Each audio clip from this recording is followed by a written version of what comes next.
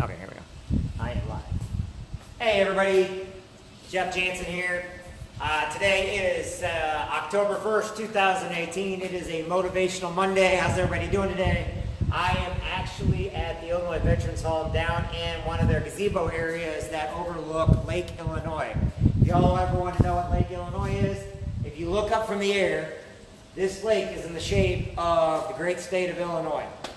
All right. Now, being a Motivational Monday, I'm going to tell you something, who I am and where I'm coming from, and I always try to give you examples of things throughout the week to motivate you, to keep you going on strong so that you know that no matter what you're doing in life, that you matter, the people around you matter, and you need to let them know they matter. You never take anything for granted, never just assume anything. So many people get in trouble with some of these veterans that PTSD or anything else going on that they just assume stuff going on. In fact, there goes one of my buddies right now. He doesn't even see me down here. He thinks I'm over at the cafe, and I'm not. And it's Ivan Hernandez, and he might come on once he sees him online.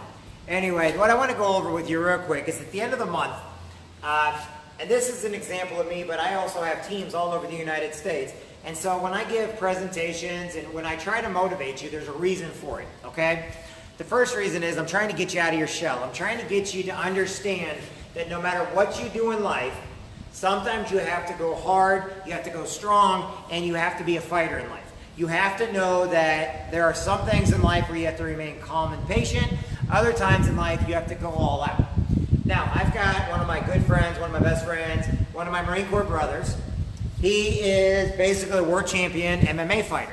I served many years with him in the Marine Corps, and I can honestly say I have never kicked his butt no matter what. He has put me to shame many, many times, but I love him and he's a great guy. Whenever we look at an MMA fighter, or we look at a cross-country runner, whenever we look at a wrestler that really wrestles, like in high school and in college, whenever we look at the Olympics, we look at how people train every day. And this is how you need to kind of look at your life. Look at how you train. You train hard. You train all out. Okay, but as you're training, you know what you can do is you learn to stop. You learn to be like, oh, you know, we have no self-discipline in training to keep going. However, we learn the self-discipline when we're in the actual match. Now, my buddy who's an MMA fighter knows this. When you get inside the octagon, when you get inside there, and it's time to go all out, it's either you or them. There's no hiding in wrestling. There's no hiding in mixed martial arts. It's you and the other person. You cannot cheat. You cannot do anything other than because all eyes are on you. The thing about it is, as you get going and you start running and you're in the last half a mile of a race, now you have to use your heart. You have to go all out. You have to be focused. Glory, all those practices that you went all out for, it's going to pay off because you taught yourself to go all out. You taught yourself that when push comes to shove, it's time to go and nobody and nothing else matters. Your friends understand you. Your family understands you. But when you're motivated, you're going on out. If you're in sales and you're on a 90-day run, you're going for a job and you're going for that interview, that is the last 100 yards. In the Marine Corps, there's even a book called The Last 100 Yards. So now you're going all out and you're pushing as hard as you can. And then you realize you're at the last 100 yards. You're at where it's either you or him. Time's almost up. Somebody's going to win. Somebody's going to lose. There is no freaking neutral. There is no, oh, you know, you're going to win. You're in a boxing match. You got to get 25, 100 more freaking, you got to get hits in really, really quick. You are in mixed martial arts. You got to get a couple kicks in. You got to get this guy to tap out because you are behind. When you're in sales, you need to get a couple more. You got to get your team up and going. When you are in the Marine Corps, you got to get that last 100 yards to get to the objective or you're going to be killed. It's all or nothing. See, this is what people forget. They put it off to the next month. But guess what? You don't have another month. This is what people forget why you need to be motivated every day. You need to have a goal set for yourself. You need to know where you're going in life. And if somebody scares you because they are determined and you're scared of them because they're goal-driven, then you need to take a second look at yourself and get goal-driven. The reason why is there's average. There's people that are inside these little boxes. There's people that are going to hide because they like being average. They don't want to take a risk. You know what? They're okay by being okay. I'm not the person that's okay with being okay. I'm not the person that's okay with not having enough money to take a trip with my family.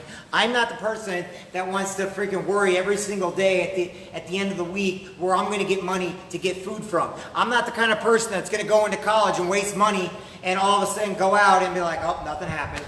I'm not the person that's going to take on new partners, two businessmen, and all of a sudden they're so lazy that the store can't open. I'm not that type of person. Neither is anybody else. If you put yourself on the line, you put your own blood, sweat, and tears on the line, it means something. It goes back to that old saying, if grandma gives you 20 bucks and you go out and cut yards and you earn 20 bucks, it's 20 bucks either way. But you're going to go spend grandma's on anything and everything because it doesn't matter to you because you didn't earn it. You didn't go all out. You didn't have a focus. Yet 20 bucks you earned, that stays in your pocket and eventually goes to the bank and it's somebody, hey man, I saw you got 20 bucks from cutting grass. Can I borrow it? Heck no! But if grandma gives you 20 bucks, oh yeah, here, have 10 or have 5. Do you see the difference in the two? Yes. Now, the last 100 yards is this. All the training, all the practice, all the college, all the runs you went on, all the speeches you gave, everything you do builds up into this giant ball inside of your heart. It builds up into your brain, it builds up into your heart. Right now, it's no holds barred. You have one chance, nothing else. You're never going to get the time back. All that training, guess what? You can't come in second. Now second, okay, I want to be average. Okay, I'm okay with second, blah, blah, blah, blah. I'm okay with being third. You ever notice the second place person is miserable, the third place person's happy, the first place person's happy, but the second place person always thinks what might have been, what I could have, should have, did it, but I didn't do. If you have a woulda, coulda, shoulda moment, that means you could have done more. You should have done more, but you chose not to, and you chose from your heart. When you go all out, guys win the Medal of Honor in the Marine Corps because of things that they did because everything else was more important, meaning they knew they left nothing on the field. You leave nothing back. If you leave anything back, you're going to pick it apart in your brain. And that is the worst feeling in the world. It doesn't matter who tells you second's okay. It doesn't matter if somebody tells you, oh, it's good when soccer teams tie. Because in the back of your mind, you're going to always find what you could have done more. And you're going to tear yourself apart. So what you got to do is when you go into a race, when you go into that next day, every day, and you make your bed first thing in the morning, you tell your kids you love them, you tell your friends that they matter, you tell your sister, your brother, your mom, or your dad that they are important, you go out there and leave nothing on the field. You must go all out for what you do. If people complain, that's a compliment. If people think you're too loud, that's a compliment. If people think, oh, you're too aggressive, that's a compliment. You know why it's a compliment? Because they live for ordinary. You're living for being extraordinary. When you go in and you go into a job interview and you show these people, hey, I love this job. I know this, this, and this. Hey, I'm going to go become a dairy farmer. I'm going to go advertise. I'm going to go in there. I know this about the Angus cow. I know this about the dairy producing cow. Hey, I used to train cows myself. I used to basically work their legs, took them to the fair. Oh my God, cattle are so great. Now this is what, I know what the hormones we give them and everything else. That person's going to be like, oh wow, dude, you know a lot about cattle. You're hired.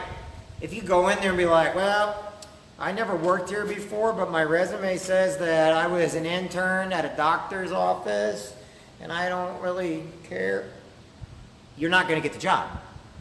If you go in and say, I know nothing about this job, but I'm willing to learn, I'm coachable, hey, here's my resume, everything I've done, this should show that I'm coachable.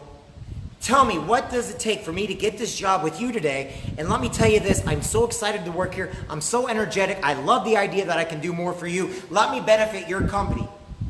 Now, if I benefit your company and we keep going higher, is there a possibility of a raise? Is there a possibility? The reason why I want to know that is because I want to do for you what nobody else has done for you yet. So if you hire me, this is what I'm going to do. That's going all out. If you go into a sale, like, look, you do not down your competition. You do not down everybody around you. What you do is say, look, this is what I can offer you. I'm putting all of it out there for you. I will do for you what others could not. That means I'm here for you. I'm going to give you my all. And this is what I can tell you. Our company, our product is great for you. Sorry about that. The whole idea is you need to go out there and put it all out there. When people tell me, Oh, they come to me and they're like, Jeff, I got this problem. Can you help me out? I can help you. Oh man, I got this, this, and this. Will you help me? I will help you. What does it take? Well, I ain't got them. Good. What is it going to take to help you out? Doesn't matter. I'm going to help them. And then all of a sudden you go and help them. And they basically, well, I don't really need help. Good, I'll do it for, no. Then they're wasting your time. It doesn't matter. You cannot let people waste your time. You cannot let people waste, because the time is the only thing you can never get back. You don't have to hate the people. You don't got to get mad at the people. They may not understand what's going on. They may not want to understand what's going on. What they wanted was they wanted to take up your time. They may be your friends, but guess what? They wanted to whine. The problem is, if you let these people in your life, then eventually you're going to start whining. You're going to start complaining. You're going to be like, man, I got a bad end of the deal. You go from here, extraordinary, to ordinary, to where people are dodging you, avoiding you, because they don't believe in who you are anymore. They don't believe in your cause. They don't believe in what you got. When I come to the Marine Corps League and there's problems, we basically tell those problems to go out the door, because we have a mission to fulfill, and that's to help as many veterans as possible. That's to build houses. That's to get money to college kids for books. That is to be at the Lug Nuts Festival. That's to go to the Tin Dusters. That is to help every single military, not Marine, but military out there. And we're going to help them with their PTSD. We're going to do what it takes. But when somebody comes in and be like, well, I don't want to help anybody. I don't want to, you know what? They can be a friend of yours, but they're going to have to take a back seat, because we don't have time for that in life. Life, you're going to get your kids coming up to you. If you teach them that it's okay to be second best, you teach them it's okay. Now, I don't want you to teach them that they have to be in first either. But you know what? They need to have goals. They need to be oriented. They need to go after what they can. And at the end of the day, they need to be happy with their results. It's, I did everything I could. Mom, dad, aunt, uncle, aunt, grandparents, whatever. I ran my fastest. I came in third. I came in fourth. But you know what? I ran my best. And I'm going to do even more better on. But guess what? They're happy because they know they did their best. See, the best is not first. The best is knowing you left nothing on the field. Every one of you thought at the beginning of this that everybody has to come in first. No. It's about doing what you can do and increasing it. Little by little, you'll get to where you need to be. But you've got to be coachable. You've got to be willing to go out there and do what the other person is not. There's a book called GoPro. The guy flat out said, I go into this big conference here with this company I'm part of, this book GoPro, okay?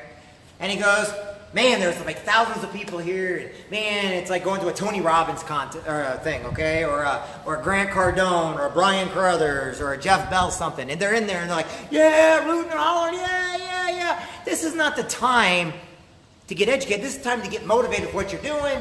Everybody's in there. And the guy goes, man, with all these people, you know, I don't get it. I don't know how I can get up on that stage to be there someday. And he's all like excited. They're like, you know this enthusiasm you have right now? Yeah, bring it next year. He's like, what do you mean? He goes, if you come to every one of these events and you do what they ask you to do and you follow the leaders and you then become the leaders, you will be on that stage. Because you will notice year after year, every time you come back here, those faces will change. The people on the stage will change. You know what's not going to change? The leaders. And each time they're going to get a little closer to the front. So he comes back the next year. Sure enough, the people behind him were all due, and then there was a few people down there. Eventually, years later, he ended up on stage. Millions of dollars later, listen to what he had to say. Doesn't matter what group, doesn't matter what networking business, doesn't matter what company he's part of. He ends up on stage. He looks around. All the people that were leaders are on the stage with him. He looks out in the crowd. Every one of them is brand spanking new. Why? Because they're all motivated for a minute. They all have these great dreams and goals, but they went back to their ordinary lives. And they thought to themselves, this isn't me. Well, nothing's you if you think it's not going to be. Nothing's going to be you if you do not keep pressing to do more. You're going to be that person that gets nowhere and wondering why everybody else is somewhere. A good example of this comes from my own personal life, okay? I'm going to tell you guys something about my own personal life right now, and then I got to get going because I got to get over to my Marine Corps meeting and get up here with some of these die-hard, hard-charging Marines that are freaking awesome, and they're wonderful. And if you want to come tonight, that's fine. It's over here at the Illinois Veterans Home. But here's my story. 18-year-old kid, 17 going on 18. I joined the Marine Corps. I joined the Marine Corps because I didn't feel like I could go anywhere else with my life. I felt that I was less than par from everybody. I wrestled my life, I ran track and field. Yes, I came in first. Yes, I did good at all the sports I did. Anytime I put my mind to something, I did good, but I felt something missing. I always thought it was wonderful to see the knights in shining armor on the commercials slaying the dragon and turning into the Marine with the sword and the blood stripe down their leg. And I'm like, I want to do that. I want to be that knight. I joined the United States Marine Corps. I left for San Diego, California. I left at a moment's notice. Thank the Staff Sergeant Jansen. Thanks a lot if you ever watched the Staff Sergeant Jansen. No relation to me. He had 2 S's in his name. I got 1. Great guy, though. I love him to death. Here's the thing. I joined the United States Marine Corps. I get in the Marine Corps, I'm getting yelled at right and left, boot camp, you know, getting PT, oh my God, physical activity, you know, stripping down your entire brain to teach you to be part of a team. But not just any part of the team, teaching you can never give up, because if you give up, you die. If you let down the person next to you, you die. If you basically leave a person behind, you die. Why? Because in the Marine Corps, we leave no man behind. Man or woman. I don't care if you're a woman, a man. If you can complete the test, you can join the Marine Corps. I don't care what your sex is. Now, we get through boot camp. Man, that was great. All right, man, I made it through boot camp. That's great. You know, I got my buddies next to me. I got my Richardson. I got my Redding. I got my buddies, my friends. You know, we made it through boot camp. Now we go to SR where we get a little more freedom. Holy crap, we got to climb Mount such and such. There's a bad name for it. And a Mount Holy such and such. What the heck? They give us Gumby suits. Oh man, I got to get up this mountain. And look behind me, everybody else got to get up the mountain too. Do you know what it's like to climb a mountain in a Gumby suit, full gear with boots on, and a guy yelling in your ear, go, go, go, go, go, go? Guess what? You got to do it. I'm like, man, I got my EGA on top of a mountain overlooking an ocean. I should be a Marine now. No, you're not a Marine yet. You have the title Marine, but you're not a Marine yet. And I'm like, what do you mean? Now we don't have drill instructors yelling at us. Now we have to basically accomplish our task. Now we got to do land nav with teams out in the middle of nowhere. Of course, we used our Gumby suits to go sledding down all those big hills and mountains, literally, which was fun. Because Gumby suits used to be those rubberized suits that you put over. Yeah, it was really fun. But then we get to the Fleet Marine Corps. I remember, first thing the colonel gets on the bus, tells us, welcome to Fleet Marine Corps. We fly from San Diego out to the East Coast. Camp Lejeune, we're on a bus. We're sitting there on a bus. We're like, man, what's going to happen now? Because right now we're all confused as heck. We don't know how to put things into place yet because we haven't figured out even where we're at. Then we had First Sergeant Military. He always said, you can think of like the military, only split two, military. Great First Sergeant, awesome First Sergeant. He goes, do what you're told. Learn to work on your own.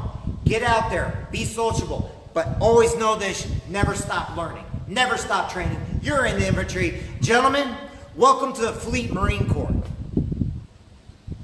We learned in the Fleet Marine Corps, you got to train every day.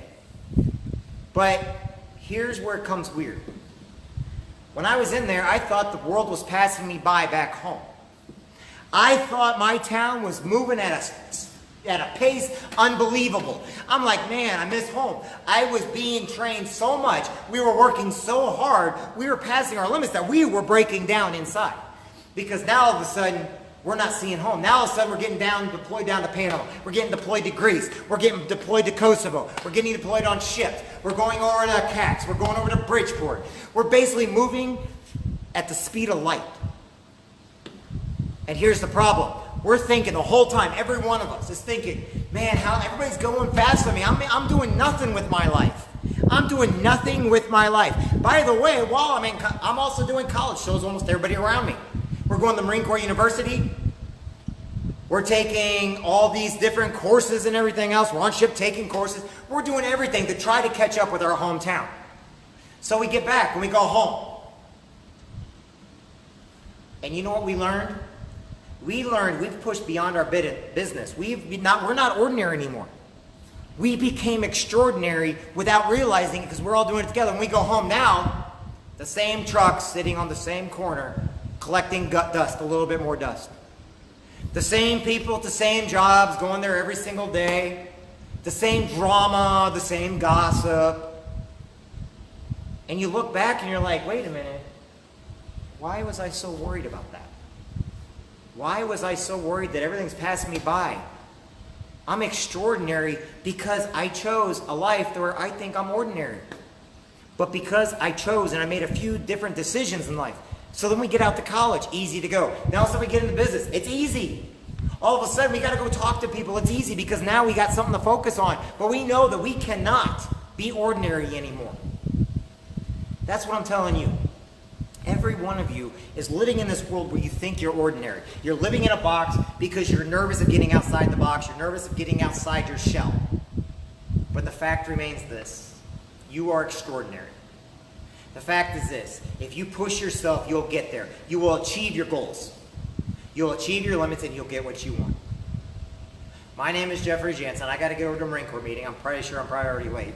But I just want to know that each and every one of you matters. Each and every one of you has it inside of yourself. I know guys missing legs that run marathons. I know guys with no legs that are climbing mountains. I know people that have had brain damage that have come back from it because they would not give up and the people around them would not let them give up. I know people that became extraordinary when they got new friends because they got rid of the ones that just all they wanted to do is drink every day. And each and every one of you can become extraordinary if you just get out of the ordinary. How you do that, that's up to you, but do it.